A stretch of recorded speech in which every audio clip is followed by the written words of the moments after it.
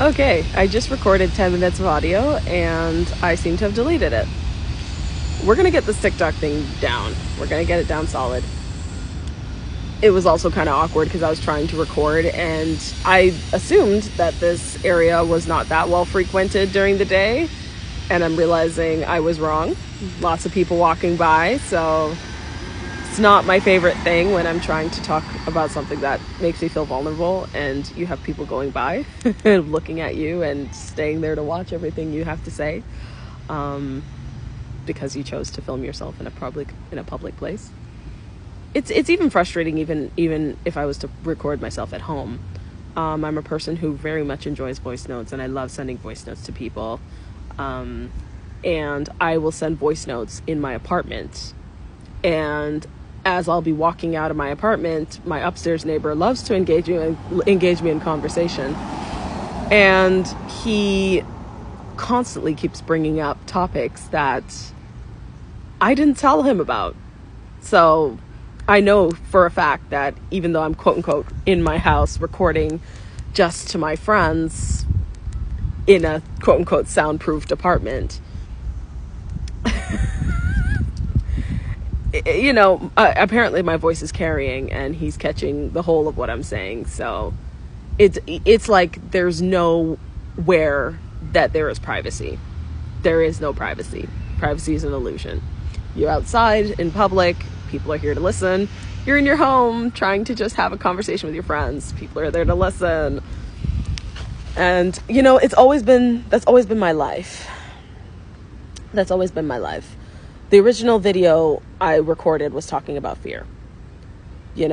Because I've always been a person, I love talking. Talking is probably one of the best things that I can do, and I've had a lot of people talk about my voice. I know right now my voice probably doesn't sound so great, but I can definitely class it up and make myself sound like somebody who's perfect for the radio. I got my radio voice and I can really deliver a message in a really concise and compelling way. So don't be fooled. I started that video I recorded a few days ago. I recorded it on TikTok with the intention of sharing on TikTok more regularly, and I'm hoping to still do that. But there is a part of me that's a bit nervous. And, I have to look at myself and say that, fear and procrastination are forms of self-sabotage. Because you see people out there and you see how they're using their platforms. And, some for good, some for bad. And you kind of look at yourself and say, I could do that. I could do everything that they're doing. And I could be as big as them. But then you have to realize, those people who went out there and did their platform and grew their platform, they did things that I have to decide if I'm ready to do. There's people who have to deal with criticism, deserved and undeserved. I think of Keith Lee, how every time he tries to do a food review, everybody's sending death threats. People are sending death threats. People are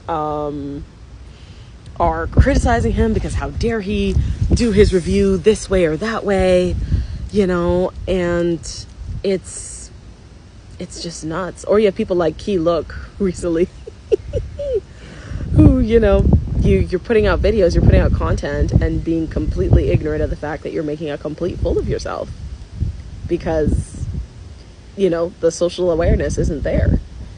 And so I have to think about that as well. Do I want to be that person who is putting out videos and not being aware of the fact that I'm making myself look like a complete idiot?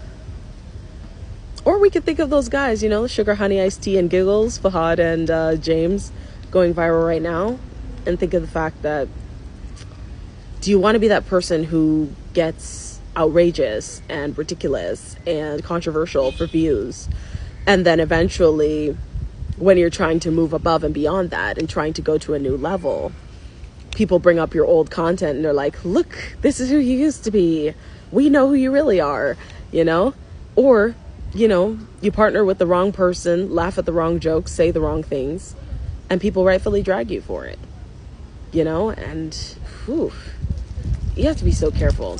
Like for me, social media, it's never going to be that serious. While I appreciate social media, I'm happy to be part of social media land.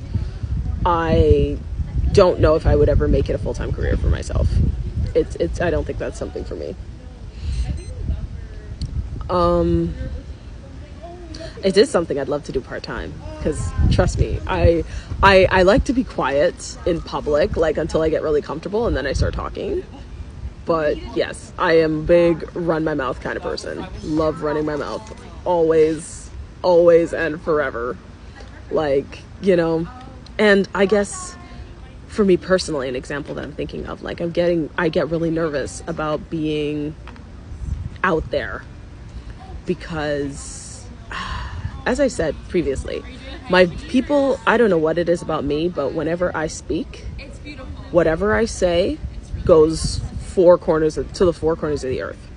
Everything I say goes viral. And I don't say viral as in like everything I say gets super popular. What I mean is, like, if I was to stop and say something right now about my 5th grade teacher, I promise you by the end of the week, somebody would send that video to my 5th grade teacher, and my 5th grade teacher would watch it.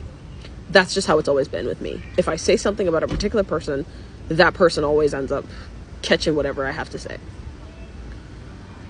And, you know, and it's like, do I want to have that constant drama and back and forth if I have some commentary I want to say, and then the person you're talking about sees it, and then, you know, you and them have something because how dare you make a comment about them? Do I want to have that drama? I don't know. And then I have to think about, you know, my past social media trajectory. You know, I cannot tell you the amount of times, because for full disclosure, I'm a PK and a teacher's kid. So I'm a preacher's kid and a teacher's kid. And I think people forget sometimes that I'm in my 30s now, that I'm not a child anymore. And I'm in my own place, paying my own bills, and people still kind of want me to stay in a child's place. And, you know, I've had so many instances with creating social media content. Like, even in the beginning, when YouTube was just forming, before they even started their creator program, I was recording videos and putting videos on YouTube.